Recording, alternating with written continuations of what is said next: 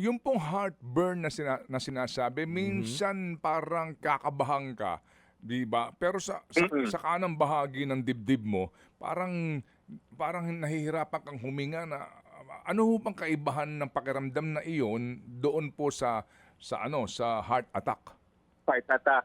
Yung heartburn po kasi, ang dahilan po kung bakit nagkaka-heartburn, yung asido ng ating tiyan ay umaakyat, lumalampas dun sa normal na nakasarado na piitan. Tumataas siya, no? Hanggang umaabot dun sa ating lalamunan.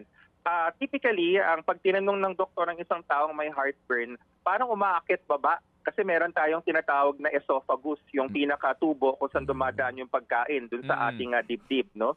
Ngayon, pag umaakit-akit baba yung asido doon, yun yung description. Pero alam nyo Manong Ted, para sigurado, kung unang beses natin maramdaman yan at hindi naman natin nararamdaman dati, ipacheck na rin ho natin kasi medyo magkalapit yung pakiramdam ng heartburn doon sa heart attack. Yung mga dati na hong may heartburn, ano bang mga classic na heartburn? Kapag marami tayong nakain, tapos uminom pa tayo ng kape. Bakit? Yun kasing caffeine, no? yung pinaka-ingredient ng coffee na nakakagising sa atin, nakaka-cause rin yan ng hyperacidity. So tataas yung acido, lumalampas yan. Kung tayo ay nahihiga kagad, kakakain lang, wag mong gagawin nahihiga kagad dahil talagang ang mangyayari doon, tapos busog ka pa, yung laman nun siyan pwedeng gumapang doon sa tubo ng ating kainan sa esophagus.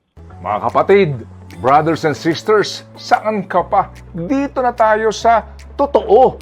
Dito na tayo sa True FM. Mga kapatid, mag-subscribe and follow po kayo sa social media accounts ng True Network PH. Yan po kami, hanapin nyo lang True Network PH, Facebook, Instagram, YouTube, TikTok, and podcast.